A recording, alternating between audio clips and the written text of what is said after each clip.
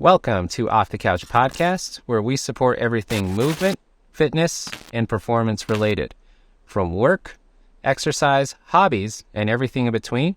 If it inspires you to get off the couch and get moving, we're all about it. So let's dive in. And welcome back to another episode of Off the Couch Podcast. This is episode 9. Today we're joined by Morgan Holtry, aka the most interesting person in the world. Morgan is a member here at MOB. She has been for, a couple years now, I would say. And yeah, I'm coming up on my 2-year anniversary. The more we get to talking, the more I learn about her. And there's just a lot of interesting things about Morgan that we were talking. I was like, man, I would love to have you on the show because you have a very good story to tell. Some of the stuff is crazy, and we're going to get into it. But Morgan, thanks for joining us. Absolutely. Glad to be here. How are you? I am here. I am slightly hungry and definitely overcaffeinated. So we're just going to go with that. Overcaffeinated is like the way to live your life. Overcaffeinated is my baseline. I am an anxious person naturally, but I love my caffeine, which makes it worse. And it's something that I know I'm making things worse, but I just have to have my caffeine.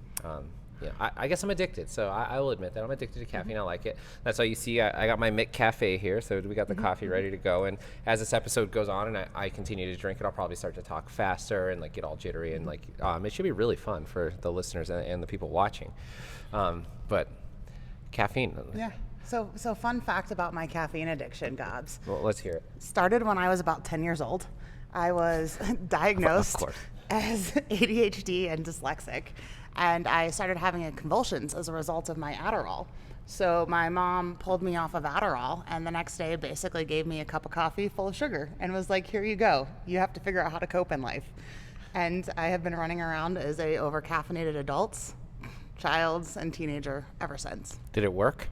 Well, I'm somewhat functional, so. So you haven't taken meds ever since then? You've just taken caffeine? Mm-hmm. Okay. Yeah. Well, you guys, caffeine might help with your ADHD if you have it, or maybe it doesn't, and you got to toughen up and just do it. It actually does. One of the things that they found, and I've actually found as a plug for creatine, I've actually found that creatine helps with cognitive function as well. Caffeine has basically the reverse effect on somebody with ADHD than somebody that does not. It doesn't actually stimulate us in a way that I'm hyperactive. It just stimulates me in a way that I can function. Okay. Mm-hmm. So yeah, that doesn't have that effect on me. I drink it for the wake up feeling, or the maybe not as tired feeling, or the just tired but fast feeling. I'm still tired, but I just feel fast. Or the cracked out feeling, I guess, is how I get when I drink caffeine. So a little bit different for you. I'm pretty sure the last time I ever got the cracked out feeling from caffeine was when I had 2 20-ounce nitro cold brews from Inked. I would die. I actually don't like cold brew for that reason. Cold brew has more caffeine than normal coffee, and I like to drink a full cup. And if I drink a full cup of cold brew, I'm a fly away and probably pass out or something, freak out. But so primarily, what's your main source of caffeine? I see you're drinking a Fit Aid over here. Plug Fit Aid. Maybe you should think about sponsoring us. But you're drinking Fit Aid. It's got 200 milligrams of clean caffeine. Not the dirty kind, the clean kind. So let's see, you're drinking a Fit Aid. What else do you drink for your caffeine? Right now I'm on a cold brew kick, so I make about 45 ounces of cold brew every night and drink it the next morning. Jesus. Do you know how many milligrams of caffeine's in that? I think at one point we added it up, and I probably consume 600 milligrams a day. Nice. Yeah. So, yeah, you've gotten used to it, though. Yeah. You're still, I guess, what we would call functioning, give or take. Give or take. That's awesome. But something interesting you said, which is something I want to talk about, is creatine. Is there anything it doesn't do? I'm kidding. It is really good for exercise and performance. And if you are exercising, I think you should take it. Pretty much anyone. There's not any negative side effects that they have been able to prove, only positive outcomes with taking creatine. But anyways, you take creatine. You said it somewhat helped with ADHD? Yeah, that was actually when I was researching creatine and doing looking at some of the studies on it. It's been high-level studied, and anecdotal, but I've actually found that there has been some cognitive improvements with it as well. Wow. Okay, cool. So you take creatine every day? Yes, try to. Nice. Try to remember Me too. Yeah, I try to take my creatine every day. Usually it's good for you. So usually once I cut off the coffee at about usually I cut off coffee around 11:30 or 2 in the afternoon, and then I switch to water, and it's like Elements and a creatine mixture. Got you. Yeah, I'll mix my creatine with Element. It's like a salt or all the electrolyte mix and like other stuff. I make sure to take it every day. I don't think I take too much. Anyways, I was like, maybe I take too much. I don't take too much. No. I take the right amount. So let's talk about fitness and being active. So you come and do CrossFit. So you're like a CrossFitter and / a weightlifter. You come to the weightlifting class. So you dabble in some CrossFit and some weightlifting. And you also are crazy and you like to run very long trail runs or like Ragnar's and stuff like that. And, you know, I think we'll get into that. But let's maybe start from earlier Morgan, younger Morgan. Did you play sports or were you like active as a child or? So the only thing I did prior to picking up CrossFit, and I probably did not really actually lift a weight until I picked up CrossFit in 2018, I started riding horses when I was 6 years old. What is it with people riding horses at this gym? I didn't even know. Oh, no, I think you've told me that. But, you know, like I come to find out Maggie, we had her on an earlier podcast, rides horses, and a couple other people ride horses. And I'm deathly afraid of horses, so it just doesn't make sense to me. But anyways, sorry to cut you off. You started riding horses when you were 6? Okay. How long did you do that? I rode competitively from the age of 6 until 16, and then once my parents got a divorce, and so my last show horse was sold at 16, and then I just catch rode, which catch riding is basically hopping on any horse that anybody needs ridden. So then I basically did catch riding for some different trainers in the area, some of the big show barns up in Longmont, and I did that for about the next 2 years. That sounds like my nightmare. Catch riding. Hey, I wouldn't even ride a horse anyways. It's so exciting because you have no idea what you're going to walk into. Like you could walk into and you could have like the best horse in the barn, or you could accidentally get stepped on and die. No, that's a little dramatic. It happens. You're probably not gonna die from getting stepped on. What about kicked? I've definitely been kicked in the shin. My first bone contusion was actually from a kick in the shin when I was 12. This is why I don't like horses. But yeah. What about like bucked off a horse? My first horse, by equestrian standards, we called her a puke. She probably dumped me about 20 times consecutively before I came home and was like, I don't want to ride anymore. I have 2 friends I grew up with that got bucked off of horses and they broke their backs. And so this is one of the reasons I don't ride horses. But now you're telling me, it's like a common thing. You just get bucked off. Well, this was a little excessive. This horse, there's a phrase in the equestrian world too, which is green plus green equals black and blue. So I was 8 years old with a 6-year-old horse. So it's basically a little kid and a toddler horse. Yes. And she was really stubborn. So like when you looked at like redeemable qualities, this horse had 0. But bless my parents, they just knew that I wanted a horse, and so they were told to buy me this horse, and so they bought me this horse. And probably for the first 18 months that I had this horse, I spent more time in the dirt than I did on the horse's back. Also got several undiagnosed concussions as a result of it. Also why I won't ride without a helmet. And you still do it? Yes. Yeah. Man. After taking all this abuse, it's like a crazy addiction. I actually picked it up again 6 weeks ago. Oh my God. Okay. Well, you take it easy, and Morgan's already had like more near-death experiences than anyone in their life should have, and we're going to talk about at least one of them that I know about. But real quick about horses, because I'm interested, and I actually don't know a ton about horses because obviously I'm afraid, so I don't want to get too near them or figure them out. Maybe a dumb question. Maybe I've had this answered in my life. I don't really know though. So you said like a young horse is like 6? My horse was 6. Yes. Okay. So like, how long do horses generally live? Mid-20s. Freak accidents can happen. They can die earlier. I think the oldest recorded horse is something like 62. Oh, geez. Okay. But the average, most horses, about mid-20s. Mid-20s. Okay. I didn't know that. So mid-20s on the horses. You've been bucked off multiple times, multiple concussions. You've been... I've had horses fall on me. Fall on you, kicked. Yeah. And I don't think I need to justify anymore why I don't like horses. To each their own. I do my own dangerous stuff, but not necessarily something that I'm trying to get into. But when you were a competitive rider, is there I think there's different events. Like, what event did you do? horse riding? So I had a children's hunter, so that was usually jumps between 2.5 and 3 feet high in a ring, and you would basically ride to a pattern, and it was subjective based on kind of the symbiotic relationship between the horse and a rider. Rode through training level eventing. So training level eventing is basically considered the military of horse sports. It's 3 events. It was actually one of the original Olympic sports as well. So you would have the dressage component. So dressage is a pattern on flat where you actually show like submissiveness of the horse, like your symbiotic relationship to a pattern. After you do your dressage test, you go out and ride cross country. So cross country at training level would have been done. You'd probably do a steady hand gallop, so that would probably be 15 to 20 miles an hour. I don't remember. It's been a long time since I've done this, so I don't remember. It was like meters per minute or meters. And it would be about a 25 or 30 minute course at a gallop of jumps that were about 3 feet high and immovable obstacles. So like one of my falls, you wear a protection vest, you wear your helmet. One of my more dramatic unplanned dismounts was riding cross country, and my horse and I had a miscommunication on our takeoff point. I thought we were going to go. They said no, and I went flying over the head and ended up sternum first into 3 feet by 3 feet of railroad ties. Oh my God. It got back on and finished the course. And then after you come off the cross country course, then you have to ride actually one more jumping pattern in the arena, And which shows soundness and the ability to basically persevere. You did that after you fell? Yes. Were you like injured or just hurt? Just hurt. Okay. Still. Okay, cool. What are those, like, which Olympic events are there now for equestrian? Do you know? So yes, we currently have the 3 English disciplines, which are dressage, 3-day eventing, and then show jumping. And then Okay. I've ridden show jumping as well as an individual sport. Okay, so they don't have like racing in there? No, you're not going to see flat racing for a while So there. that's like Kentucky Derby. Correct.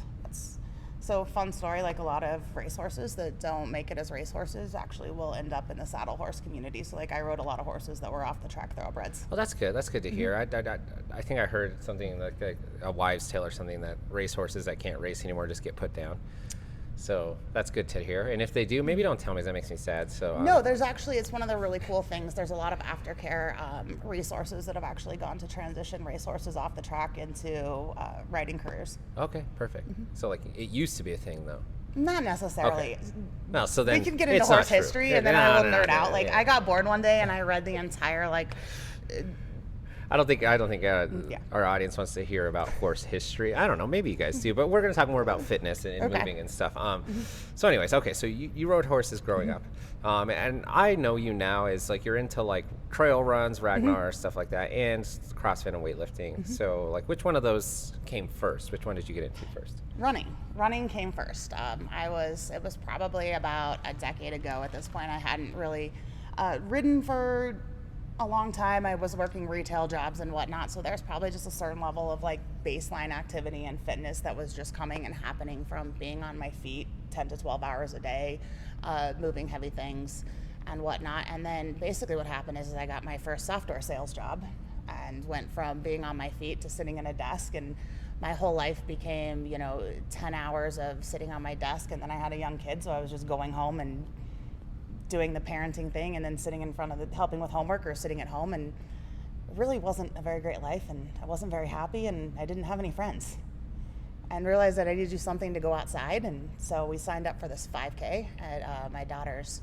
school, and I thought that we were going to be like all the other families that were going to like walk jog the 5K, and basically my daughter and I were the only ones that walked the 5K and everybody else ran it.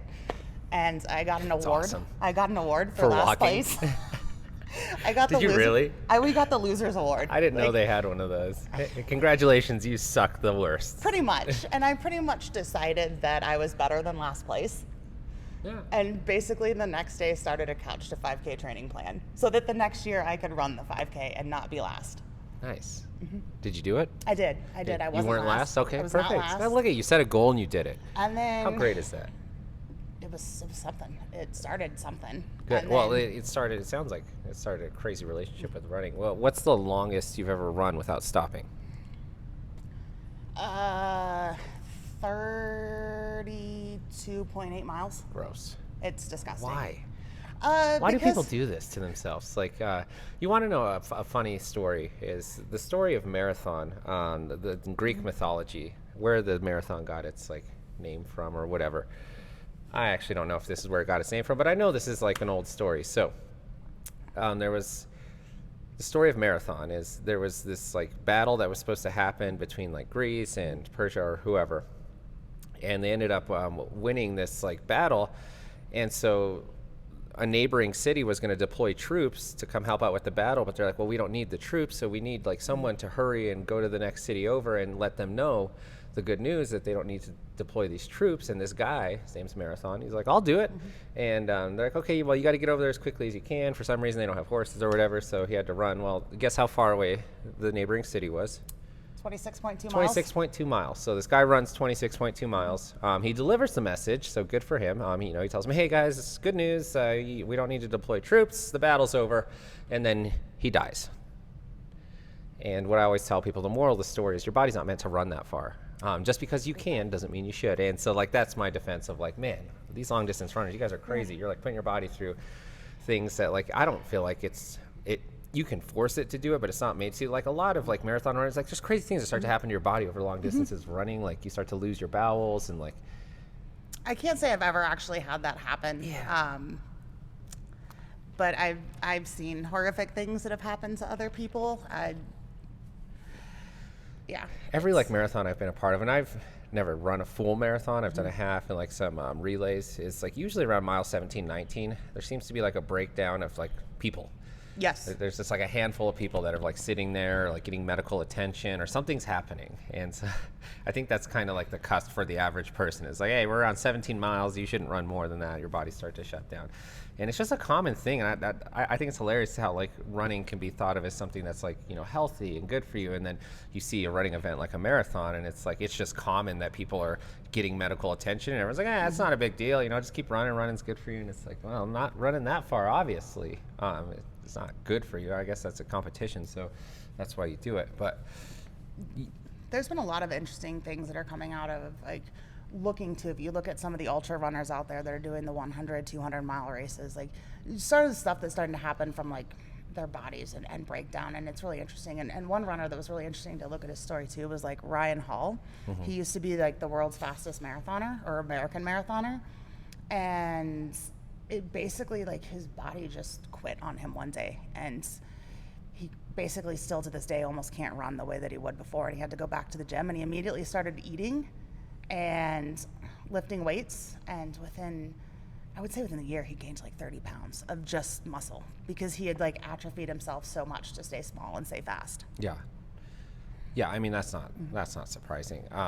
Those ultra marathon runners running 50 plus miles, I don't like, you have your David Goggins and stuff like that, and it's just like, man, I don't know. It's crazy to run that far. Don't worry, we'll see them when we go hiking on Saturday. We're gonna go straight into prime like Boulder territory where all the ultra runners and the triathlons train. Okay. So we'll make sure to like throw them some waves. Good job, guys. We're just walking and hiking, so no big deal. Drinking our waters. So you ran like 30 plus miles, 32 miles nonstop. And then, it seems like you frequent certain races or events, one particularly Ragnar. Yep. So, I'm not 100% familiar with what Ragnar is. So it's like you get like a team of 6 and it's a certain distance and you have a certain amount of time that you have to do it. So Ragnar, I've done several Ragnars. I've done Ragnar Trail, Colorado, 4 or 5 years. I've also done Ragnar Road. So Ragnar Trail is up in Snowmass. We all set up our camp in little soccer fields, and you go up like Thursday night, we set up camp. Friday we start running. Every runner on your team will run the same 3 loops depending on where they are in their runner order. And I think collectively the longest loop is 6.7 miles with about 1,500 feet of vertical gain. Then the other one's like 3.5, and then one's just over 4. And you do it over the course of basically under 24 hours, 24 to 30 hours, depending on the overall speed of your team and how everybody's holding it together. If you lose a runner during the competition, which has happened to me before, I've had somebody that got medically DQ'd. You just figure out a way to make up their legs, whether you just run more or partition it out. So it's fun. Actually, this last Ragnar, Red Loop would be the hardest loop at Ragnar, and it's the 6.7. I ran it this last time, probably the fastest that I'd ever run Red Loop, which was about an hour 30, and it was at 1 o'clock in the morning. Oh, jeez. Yeah, it's like a 24-hour thing. So you're running like at night, and all you have is like a headlamp and stuff. Do you trip over stuff, or like how do you see stuff? Like what if like a bear or something comes out of the woods? There was actually a bear sighting that year. Oh, jeez. There was bear tracks on the trails. It's like unnecessary danger people put themselves in. They're like, I don't just want to run, and I don't just want to trail run. Like I want to do it in the middle of the night, in the dark, with the animals. Like let's get real rugged about this. Absolutely, it's more fun that way. It's more dangerous that way. Oh, for absolutely. Sure. I basically like. I guess it's like an adrenaline rush. I don't know. So I think it's more of just a lack of common sense thing. Like this is going to be a common theme in this podcast. Is my lack of common sense. You said it. I didn't say that. You said it. How many Ragnars have you done? Trail Colorado, I've done, I think 4 times, and then I did Road Ragnar while it was still here once. I might go down to Arizona. I might like freelance and fly down to Arizona and run McDowell Mountain this year, to be determined. Oh my gosh. Okay, cool. So yeah, you're into it.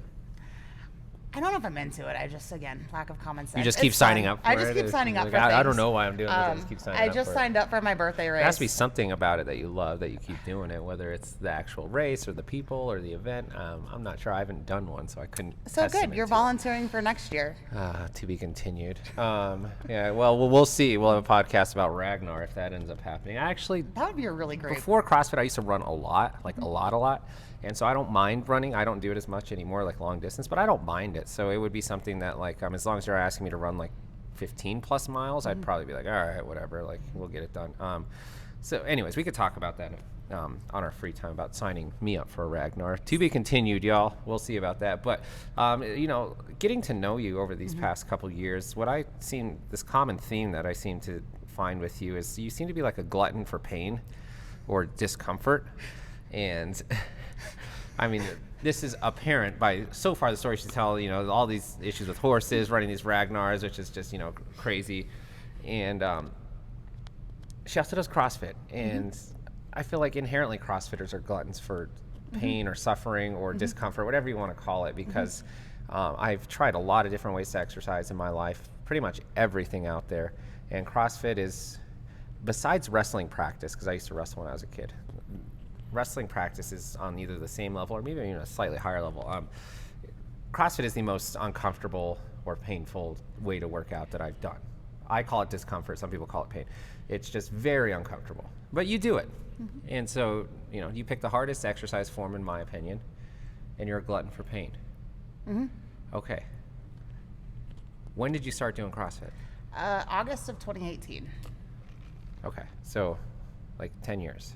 It feels like it. I wouldn't say I've consistently. I think that's like 4 or 5.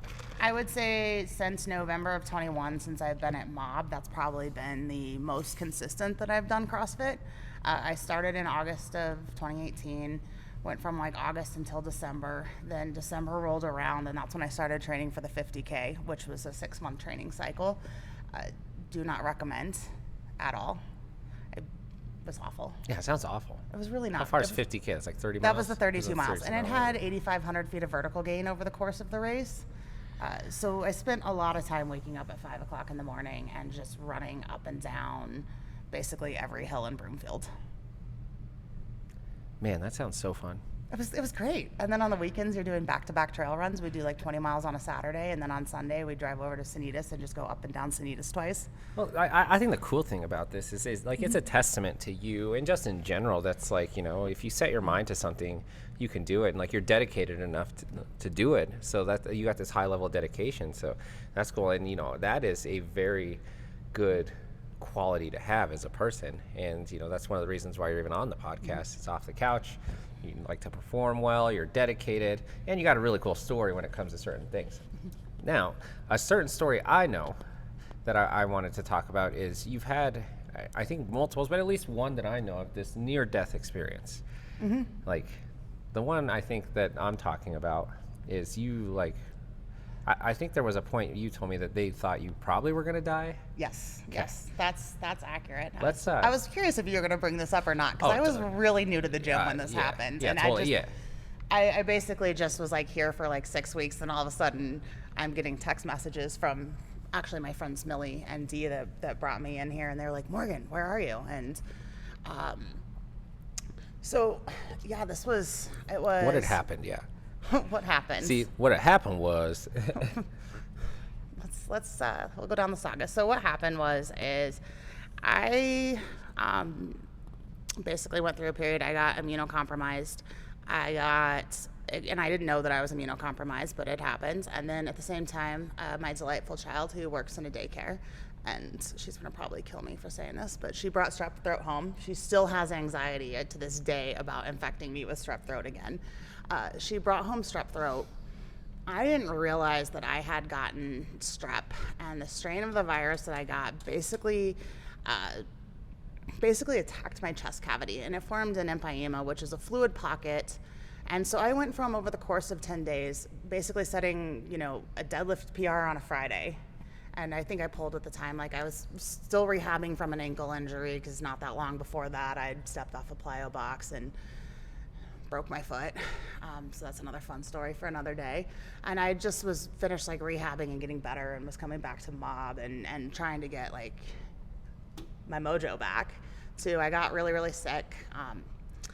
Actually thought that I had like slipped some ribs, because I was having so much muscle pain through all of just this shoulder and this left side. And finally, like all of a sudden, like over the course of the weekend, I couldn't breathe anymore. I wasn't stopping coughing. I'd gained like 15 pounds from a Friday to a Saturday. It was Friday to Monday I'd gained. Sorry, it's too much caffeine. Not too much caffeine. Actually, I haven't eaten yet today, so I apologize for that. Don't be like me. Don't be like me. So I basically go into the doctor, and they're like trying to like deconstruct what's happened on my life. She's like listening to me. She's like, you have no left lung sounds. And I was like, how does that happen? And she's like, so what have you been up to? And I was like, well, I like deadlifted like 10 days ago, like pulled like a 255 or something. And she's like, oh, that's it. We think you must have punctured your lung deadlifting. That's a thing? Apparently, according to my GP, that's a thing. Wow, I've never heard of that. I've heard of like maybe like straining an intercostal muscle, or like even like maybe slightly dislocating a rib, but I've never heard of puncturing your lung deadlifting. So that was their theory. New fear unlocked. Great. New fear unlocked. Because I deadlift like once a week at least. Anyways, keep going. Really though, like if you look at it, like I've seen what you deadlift. I know like what I deadlift. I mean, are you saying I'm weak? No, not at all. Okay. Not at all. But we have a baseline level of fitness that pulling a deadlift, like for somebody my size, I'm 5'7" and not a small person. Pulling a 255 deadlift is not like an abnormally massive amount of weight. No.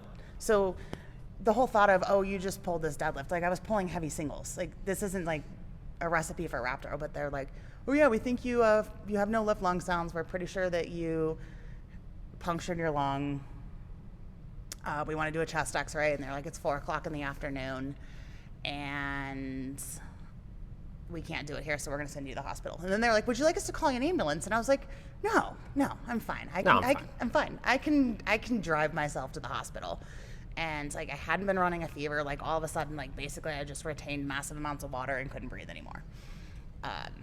Yeah, you don't need to breathe. So. No, according to you, Gobs, we don't need our lungs. Yeah, well, in this case, you didn't. I truly. So I get to the hospital, I drive myself to the hospital, and I think at this point, like my body was actually shutting down because I could not even walk into the hospital. I crawled. Not a fine moment. They came like running out with a wheelchair and like loaded me into a wheelchair and rolled me in and immediately took me into the emergency room.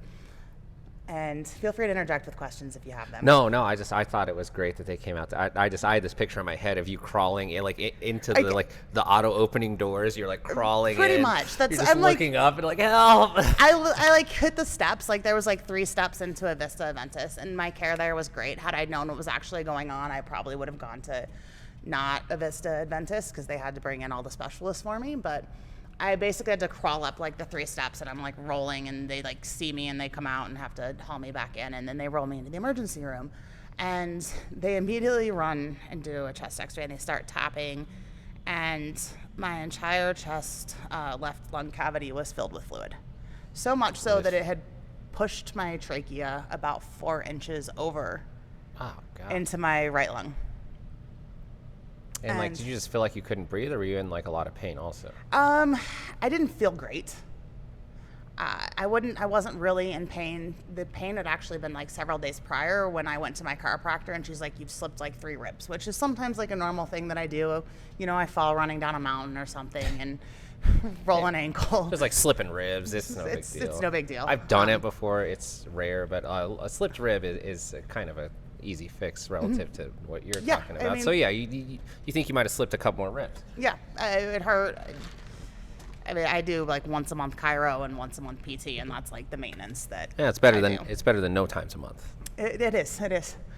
So I get in and they start running all this, and they find out that I have this empyema, which is basically just an infection pocket in the lining of my chest. So it wasn't in my lung, but it was in like the tissues around my lung. So it had collapsed my left lung to the size of a fist. It had pushed my trachea all the way over into my right lung. If anybody ever wants to ask, I can show you the picture of my intake MRI. It's really, really fascinating. Ugh. It was not good. I'd clearly gained, as we talked about, I gained like 15 pounds of water in a 3-day span, and I had sepsis. And so like immediately they had to call in a specialist. They inserted a first chest tube. It took 3 days to drain my lung slowly. And within the, I'm sitting there and they're like inserting, and it's like 1 o'clock in the morning or something. And all I'm on is like Toradol and a local anesthetic at this point. And Toradol's like robust Tylenol. No pain meds, no nothing. And they're like inserting it, and they're like, well, you have like the highest pain tolerance of anyone that we've ever seen. Like, you should be dead from this. And this is my morbid sense of humor kicking in now. So they're like, you should be dead. And I'm like, that's nice. And then she's like, and the doctor's like, sorry this is taking me so long. He's like, you have like bigger lats than my usual patients. And I just look at both the doctor, the surgeon. I'm like, can you guys just keep talking dirty to me? Because this is great. You're like on your deathbed, like cracking jokes. And they immediately sucked 2 liters of fluid out of my lung capacity. And that was deflating the pocket by about 50%. 2 liters? There's about 4 liters of fluid in there. What? So it's amazing that you or anyone could still be alive with something like here's the that wildest part. of My you. pulse ox was 95 the entire time. Operating on one lung.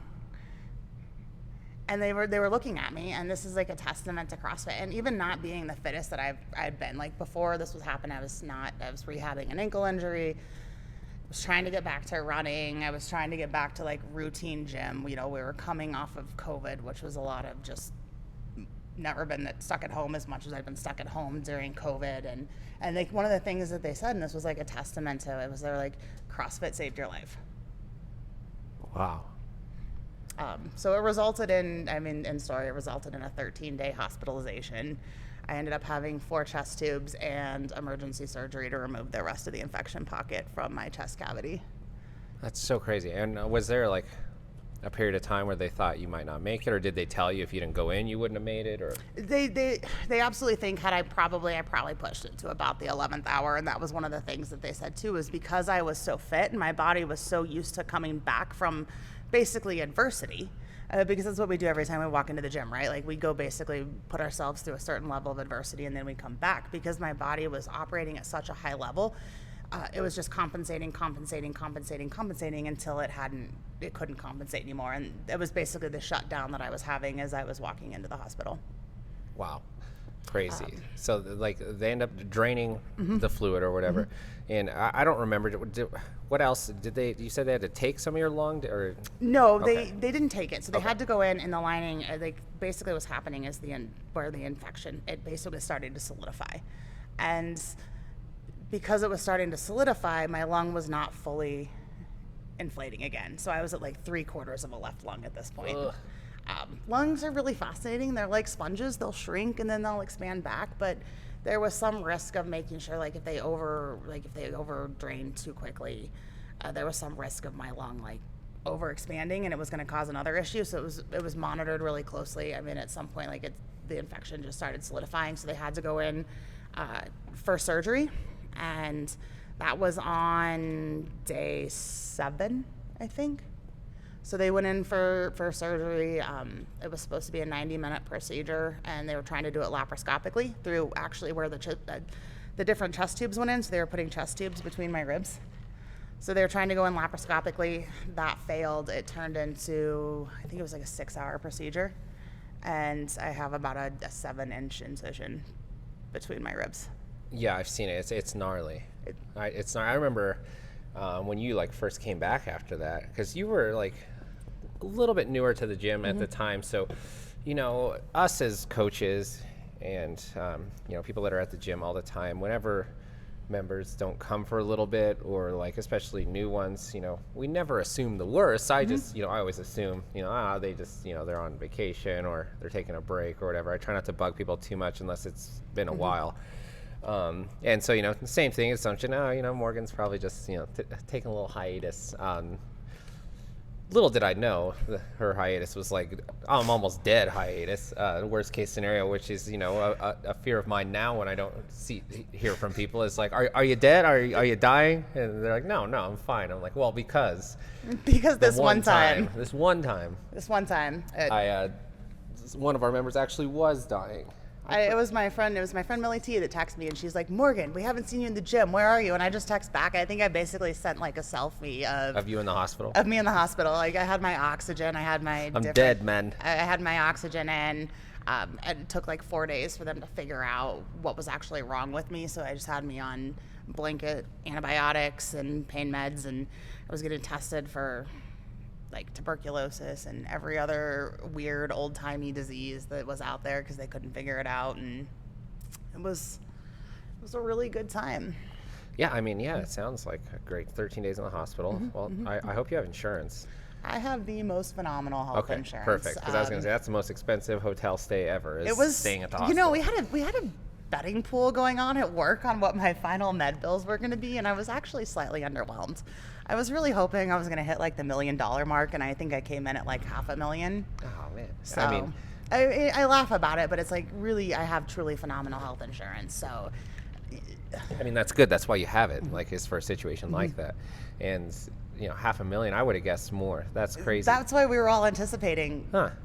You know, like 1.2 million or something. Because you think about it, it was a 13-day stay. I was getting post-surgery. I was on a constant fentanyl drip, so that was really fun. Like, I was still detoxing fentanyl when I returned to the gym a week later. I was like, I'm tired. I haven't been outside in 3 weeks. I'm coming to the gym. Fentanyl. Part of me wants some more, but I know I shouldn't have any. I haven't eaten. Like, I really was so doped up that I basically like quit eating. I mean, as April and I always joke, like I'm an incredibly food motivated person, and they were giving me the malnutrition talk in the hospital, and I'm like, you guys, if I'm not eating, something's wrong. Something's very wrong. Something's very wrong. I'm food motivated. The same.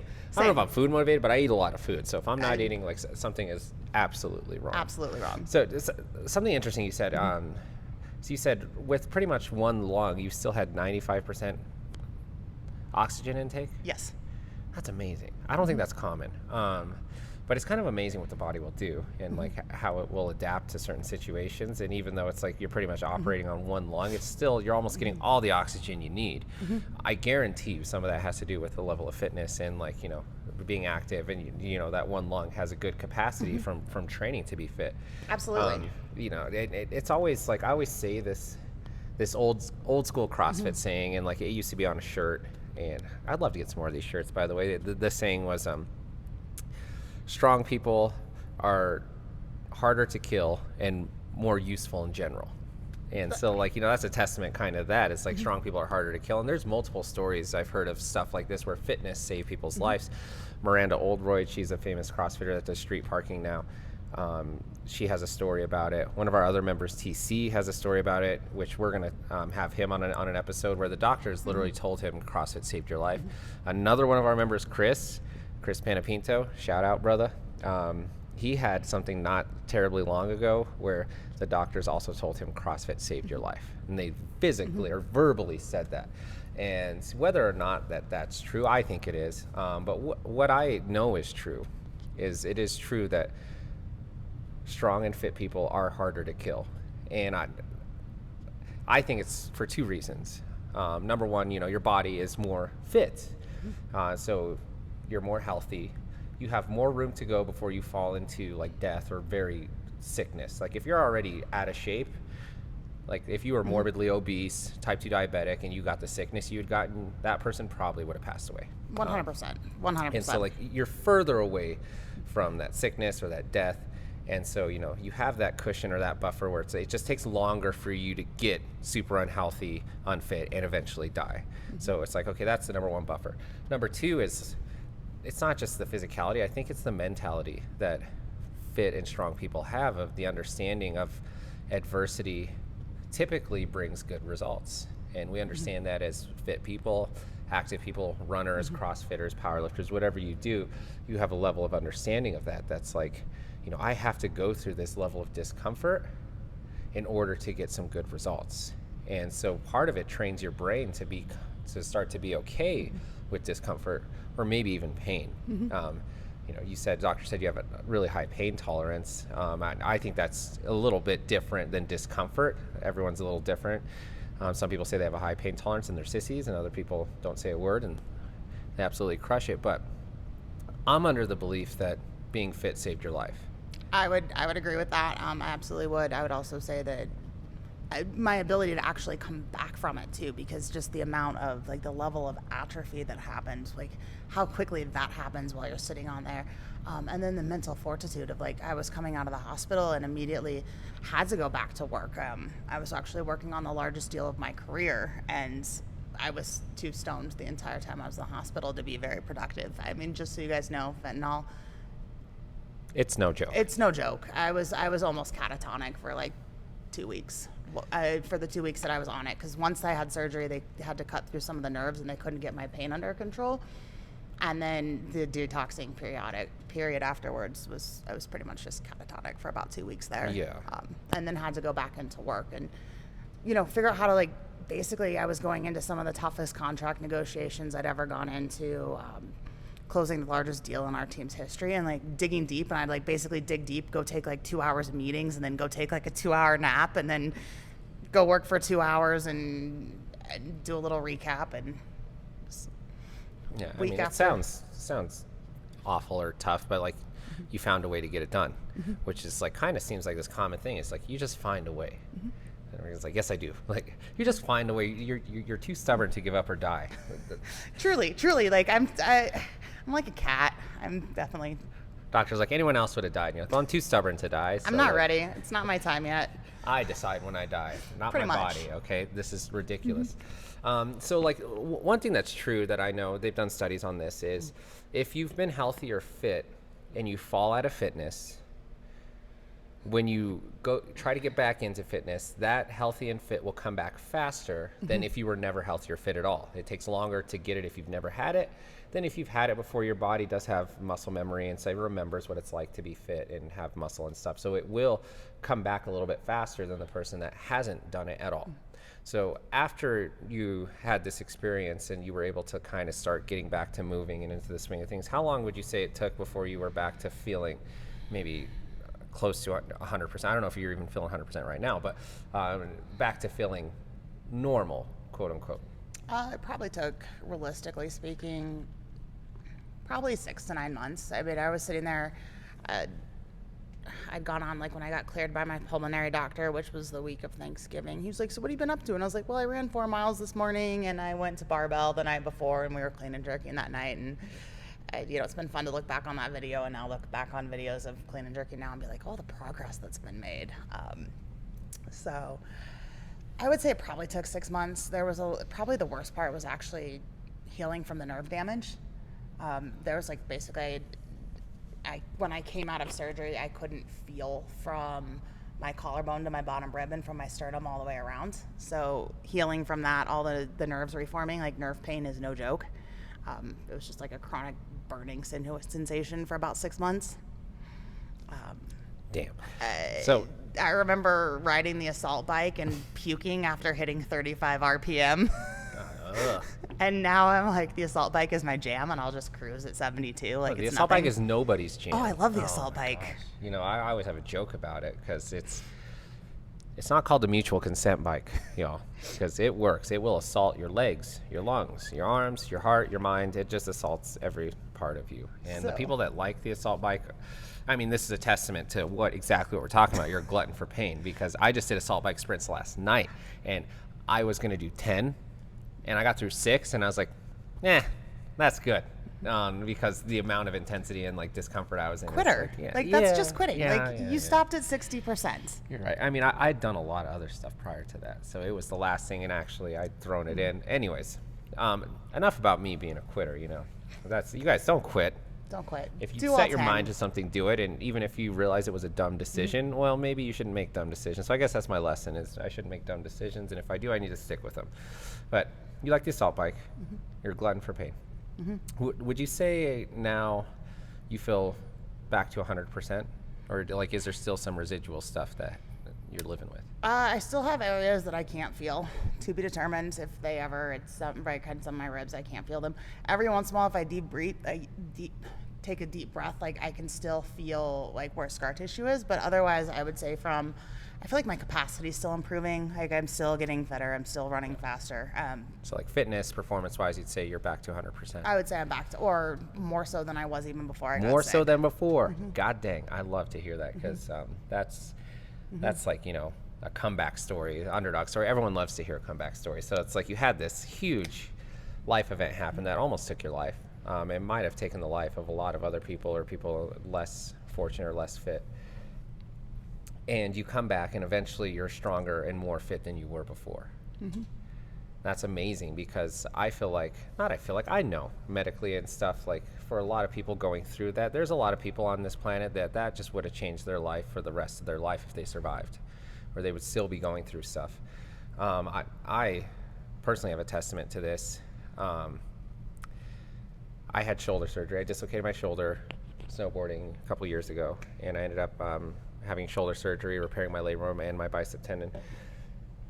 And another person I know had the same surgery a couple years prior. And a year after surgery, this person couldn't lift their arm like past their head. This was a year after their surgery. And within 6 months after my surgery, I was almost back to 100%. Not strength, 100% function, mobility, all that stuff. And I think it's a testament to like the level of fitness I had going into that procedure, the level of fitness that helped me through it, but also the dedication to the process of recovering.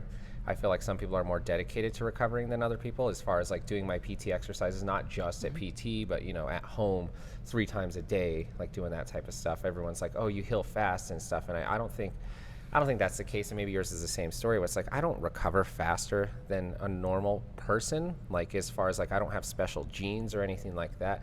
I think what it is like I'm just more dedicated to the recovery process, and I'm just so stubborn that I will do anything it takes to get back to doing what I want to do. And what I want to do is be active and fit, and so like I'm setting my mind to that. And I think it's a testament, like if you set your mind to it, there's almost nothing, I believe there's nothing that can stand in your way. And it's like, you had this near-death experience. It could have taken you out for the rest of your life. It could have changed your life in a negative way, but it's like, you're so set on it, so dedicated, so stubborn, whatever you want to call it, that you make this dedication to come back and recover and be stronger, and you did. And now that you're on the other side of it, I'm sure that there's some silver linings that you've learned from this, or maybe some takeaways, or if not, maybe just some mental fortitude. I would say mental fortitude. It was really eye-opening. Like hanging out in the hospital, realizing, and you know what they say, like you're kind of the aggregate of the 6 people that you spend the most time around. So it's like here at the gym, I either always have someone I'm chasing or someone that's been putting in work, and I'm like, oh shit, like this person's getting closer to where I'm at, or whatever. And there's areas that I'm working on, and areas that I like double unders just don't really care about, so I don't really work on double unders. But there's other areas that I do care about, whether it's barbell, or I would like to get to a sub 2-hour half marathon. That might be a May of 2024 goal. I don't really know, to be determined. 10 out of 10 don't recommend. I'm kidding. Like, that's a great goal, and I think you should work towards it, and I support you in that. I always give people, a hard time about running, just because maybe it's my own fear of running. Or I think I had a bad relationship with running before I started CrossFit. I actually think CrossFitters have a really bad, and I would say CrossFitters have a really bad relationship with running too. And it's the way that we tend to run as CrossFitters, because typically whenever running gets incorporated, if you don't, I go run with my dog or run with a girlfriend, and, we'll talk about life and kids, and she and I are on similar career trajectories. So we'll spend like 45 minutes talking about work or what our goals are there, professionally speaking. And, when you're in a conversational space, and this is where I spend 80% of my time running, is in this like zone 2 conversational space, running is really not a burden. Like, I can go run on a Tuesday morning and then I can come back to barbell. Running in CrossFit is absolutely terrible, because it's basically this concept of we're just going to sprint. It doesn't matter. It doesn't matter if we're running a mile or a 200. Like, you're just going to sprint. You're going to go as fast as you can to get good intensity until you start doing what I call the CrossFit shuffle, which is you're in the middle of a CrossFit workout and you're so tired. Your body is moving like it's running, but you're going at a walking pace. It's called the CrossFit shuffle. It's basically my mile 2 of Murph every year. What happens there is you're in the middle of a CrossFit line, your heart rate is usually at like maximum sustainable heart rate, so like 170 plus, and like that's why you're moving that slow. Is like, man, I just physically don't think I can move any faster. And so we do the CrossFit shuffle. I try not to, actually. I've learned to recover while I run, and that's probably more from my history of running so much. But yeah, I would say a lot of CrossFitters probably don't have the best relationship with running, just because A, we don't do it that often, and B, when we do it, it's usually like this high intensity run that's like, it's not enjoyable. Like, I've heard people talk about enjoying runs, and I used to also. When you're in that kind of lower zone, you're not straining too hard. You can take time to take in the scenery and, kind of think about the day and the weather and the breeze and the trees and all that stuff. Enjoy the flowers. CrossFit workout, you're not thinking about anything besides, like, I just want to stop. Like, every step you take, like, there have been times I've been so tired in a CrossFit workout running that all I'm focusing on is like telling myself, like, just take the next step, just take the next step, just take the next step, because all I want to do is quit. So I'm just like, just take the next step, just take the next step, just take the next step, until eventually you've taken enough of those next steps that you get back to, or you get done, or you get back to wherever you need to be. You just summarized the last 5 miles of my ultra. All it was like, I just wanted to lay. Next step.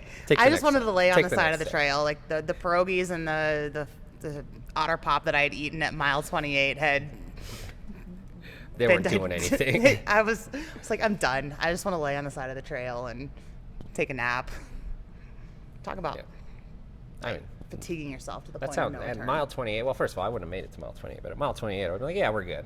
I would have taken that nap on the side of the trail. There's been some times I've thought about it. I mean, there's been a lot of times I think about stopping a lot. But yeah, I think that's a common misconception that people have, is they think that people that are fit or have been doing something a long time, or they're very good at it, I think we put them in a category in our minds that they're not human. And what we need to understand is these people are human, and they have the same desires and thoughts that we have. They just learn how to not give in to these weak desires or thoughts. So it's like, just because, Morgan's finishing that super long run, and the last part of it, all she can think about is quitting, but she doesn't quit. And I'm a testament to this. When I get into really hard workouts, I'm human. All I can think about is stopping and quitting, because that's what my body wants to do, but you don't. And your high-level athletes will testament the same thing. Yeah, they go through the same mental struggles. The difference is, instead of giving into that mentality of yes, let's slow down, yes, let's quit, it's like, no, I'm not going to. Even though I want to, I'm not going to. And once you learn to take these people off of this untouchable pedestal and just put them in the category of human, like you, I feel like a lot more things become possible with yourself physically and mentally. That's like, hey, that person is just a person, and so am I. And they obviously worked hard enough to get to that point. And the communication is, if I were to work that hard, I could get to that point. And if you even have that mentality, you're already leaps and bounds ahead of the competition, because that's essentially the truth. Give or take, if you need to be an NFL lineman, like, I'm not that size, so no matter how hard I want to do that, I don't think that's going to happen. But with a lot of other things, it is possible and capable. Like, success starts in the mind, and that's something I always tell people, like, success starts in the mind. And part of it's, being that person that's, you have that stick-to-itiveness and, that tenacity, and you don't give up, and you smile in the face of adversity and near-death experiences, and, you don't let that take you down. It's easy to let setbacks keep you from getting the life you want, or the fitness you want, or the results you want, because it's an easy excuse to use a setback as I can't do anything anymore. And you had the perfect excuse. Like, you almost died. You had the perfect excuse to not do anything for a long time, or maybe even the rest of your life. That's just like, hey, I almost died, and like, I'm not ready to go back to moving in fitness. And I think a lot of people would have respected that. But instead of using that as an excuse or a crutch or whatever, you're just like, you know what, F that. I'm going to get back to doing what I love to do. And what I love about you is, like, you don't really talk about this unless somehow it's brought up. Like, you know, Morgan's not the person like, hey, guess what, guys, I survived this near-death experience. It's just like, usually it has to get brought up for you to talk about it. I will post it once a year on my hospitaliversity and remind everybody to go to the gym and maybe not eat like an asshole. Like, that is my one annual plug. Nice. But other than that, yeah, I don't hear you talking about it too much. Would you say, like, I think mental toughness has a lot to do with experience, like life experience and relativity. Like, what's relatively hard to you is different than what's relatively hard to me and stuff like that. Would you say after this experience you had that other things in life have become less severe as far as difficulty or stress, where it's like, you know, if you're ever having a bad or stressful day, you can look back on the past at that experience you had and be like, well, you know, nothing is going to be as hard or as bad as that. So relative to that experience I had, everything else is kind of a cakewalk. Do you have a level of that, or? So that experience is not even a drop in the bucket of my overall life experience. Jeez. Not even like top 10. I don't understand how. Like I said, that's like one of the probably near-death experiences. I don't know if you've had multiples that I know of.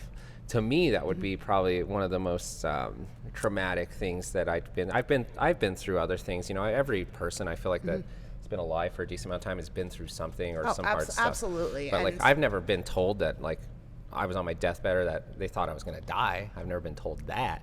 I've had other things happen, but not that. You know, I broke my arm one time. My bone came out of my skin. That's exciting. Yeah, you know, that was kind of crazy. But, you know, I knew I wasn't going to die. I was just like, oh my God, I need to go to the hospital.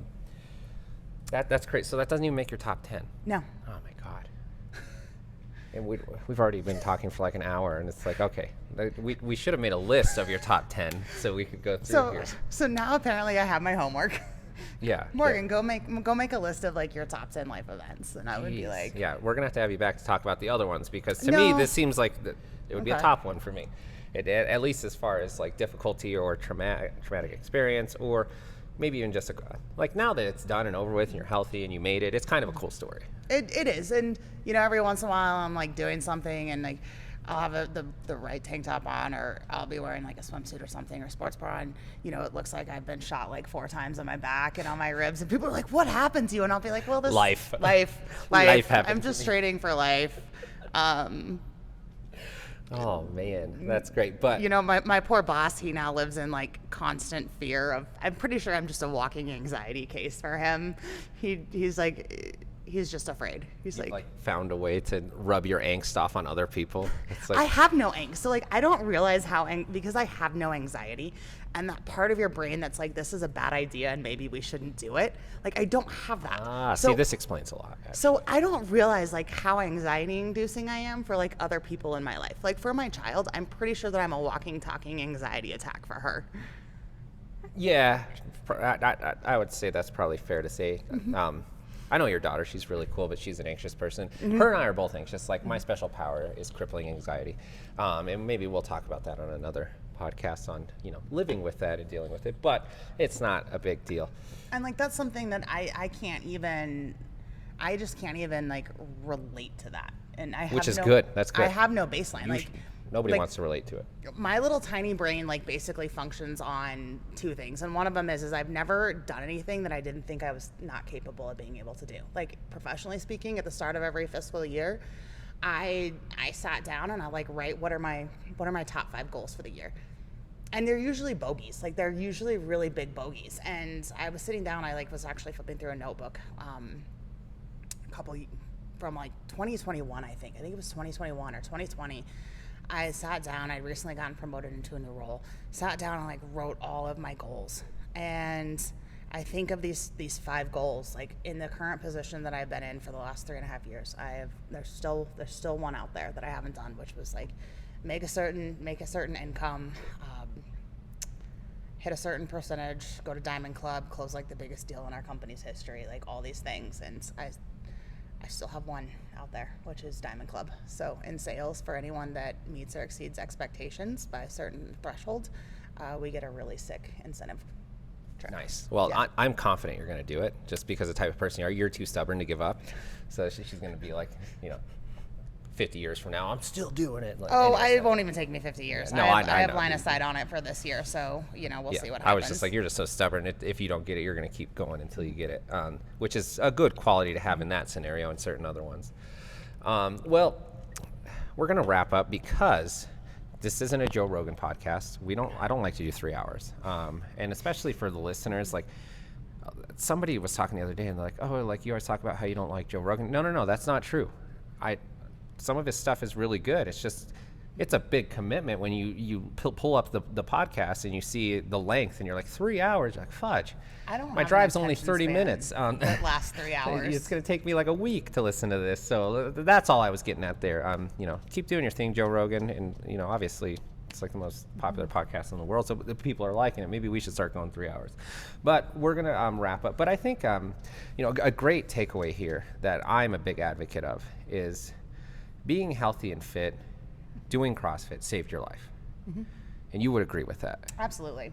I mean, and we're just talking about the physical aspects of it, right? Like we haven't even talked about the emotional well-being that just comes from getting up and moving and lifting weights and the benefits are just endless. Mm-hmm. Like literally, if you just want your life to improve, like just get up, get off the couch and move. And if you are healthy enough, start moving some external loads, which is like doing, some weightlifting. And weightlifting doesn't always mean heavy. It just means move something that's not your body weight. And, start getting into that. And you'd be surprised how you can feel and where your body's going to end up. Or you'd be surprised what you're capable of going through and surviving or just doing. And I love that. That's one of the reasons I love to work out and exercise is CrossFit has that method. One of their main things they teach is that sickness, wellness, fitness continuum. And all they're saying is if you're closer to fitness and further away from sickness, it's just harder for you to get sick and die. Not that you can't, it's just harder. Fit and strong people are just harder to kill. And that's all we're getting at. And this is a testament to that. And this is the first episode we have of CrossFit Saved My Life. We're going to have at least 2 more after this. So this is part 1 because I know at least 2 other members that have great stories of how CrossFit saved their life. And I love CrossFit. I own a CrossFit gym. I don't think it's the only way to be fit. I know there's other fitness modalities out there that work for people, and that's awesome. But it's just a testament that this stuff works. Being fit and healthy works, and it will actually help you go through adversity and hard times in life. Well, Morgan, you have your homework, so you need to write down your list of the 10 other things that have happened to you that seem to top you almost dying and having your lungs freaking operated on and all that crazy BS. 4 liters of liquid taken out of your lungs. Jeez. So anyways, you make that list. We'll have you back on. Until then, thank you so much for coming. Absolutely. Happy to be here. I'm going to see you here in the gym working out or at Barbell. We actually have Barbell tonight, so I hope you're there. Most likely. Most likely. Okay, she'll be there. I'll be there. Barbell is probably my favorite 2 classes of the week. I just haven't been coming on Tuesday because, as Greg Glassman says, as part of CrossFit, you need to play and learn new sports. Mm-hmm. So I've been learning how to golf on Tuesday nights. Okay. Yeah. Golf's cool. It's incredibly frustrating. I do a little bit of golfing. Nothing crazy, but let's plug you real quick. Yep. If people want to find you, do you have a social media? I do. My Instagram is run_more, MOR _trails. I'm sure you can figure out where that one comes from. Or Facebook. Or apparently my cell phone number is up in Wodify, so you guys can just, slide into my DMs, hit me up directly. Just slide into those DMs. Yeah, and if you're going through anything similar, you have questions, for Morgan or about almost dying, let her know. Yeah, or, you want to nerd out on, nerdy things. I'm always down for that. Morgan's a closet nerd. I am 100% a closet nerd. I'm kidding. No, she's just a nerd. Look at her. I'm kidding. You look great. But we're both wearing glasses, so we're both nerds. If you like what you're hearing, please like and subscribe. If you're in the Thornton, Denver area and you want to come check us out here at CrossFit MOB, we'd love to have you. Free trial. Until next time, thank you so much for tuning in, and let's get off of these stools, and y'all get off the couch, and let's go do something productive. Thank you for joining us for this episode of Off the Couch Podcast. Don't forget to like and subscribe. And until next time, let's try to find something that inspires us to get off the couch.